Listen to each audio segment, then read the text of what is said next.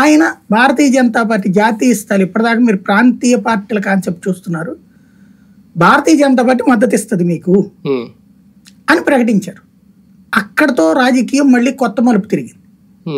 కృష్ణమాదికి కూడా ఆశలు వచ్చినాయి. అంటే ప్రాంతీయ పార్టీలు గెలిపించే కార్యక్రమం కాదు, ఇది జాతీయ అంశం కిందకి ఉంటది. ఈవెన్ బీజేపీ లెక్క కూడా చూసుకున్నప్పుడు ఎస్సీ ఎస్టీ సామాజిక వర్గాల్లో మరింత బలం సాధించడం కోసం ఇది ఒక మంచి కాన్సెప్ట్ అనుకుంటాం. ఎందుకంటే ఈ వర్గీకరణ రాష్ట్రాలకు వదిలేస్తే రాష్ట్రాల్లో ఎక్కువ ఎవరు అధికారంలో ఉంటే వాళ్ళదంటే బీజేపీ పాలిత రాష్ట్రాలు ఎక్కువ ఉన్నాయి కదా.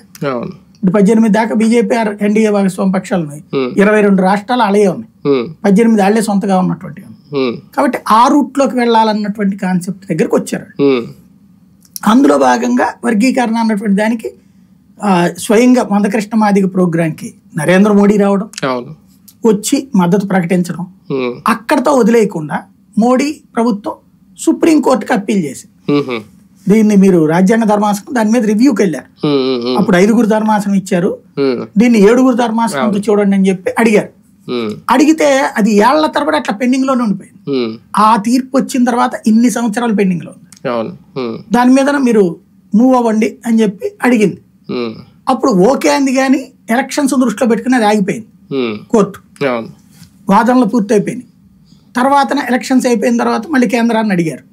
కేంద్రం మేము క్లియర్, వర్గీకరణ అన్నటువంటి జరగాలి అని మేము కూడా భావిస్తున్నాం అని మోడీ